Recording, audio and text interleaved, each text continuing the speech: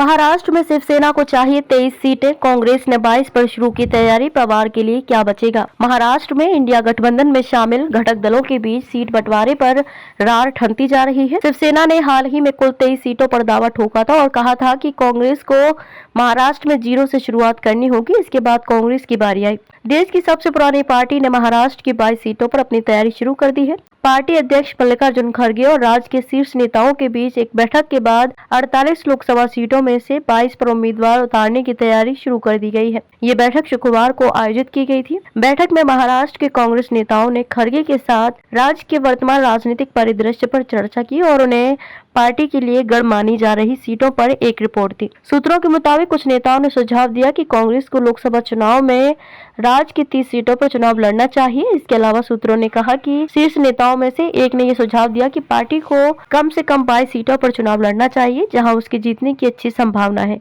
वहीं एक रिपोर्ट के मुताबिक पार्टी के अंदरूनी सूत्रों ने बताया कि एनसीपी के शरद पवार गुट और उद्धव ठाकरे की शिवसेना के साथ सीट बंटवारे के मुद्दे पर भी चर्चा हुई। कहा जाता है कि कांग्रेस नेताओं ने खड़गे को बताया है कि एनसीपी में अजीत पवार के विद्रोह और एकनाथ शिंदे के कारण शिवसेना में हुए विभाजन के बाद किसी भी सहयोगी दल के पास अपना पारंपरिक चुनाव चिन्ह पर नियंत्रण नहीं है। सिर्फ कांग्रेस के पास ही अपने चुनाव चिन्ह पर पूरा कंट्रोल है।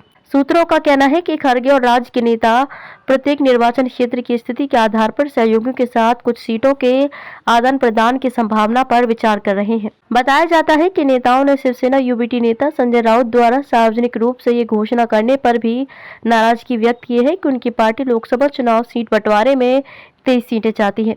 इस बीच खड़गे ने महाराष्ट्र के पार्टी नेताओं को गठबंधन या सीट बंटवारे के बारे में ऐसा कोई बयान न देने की सलाह दी है।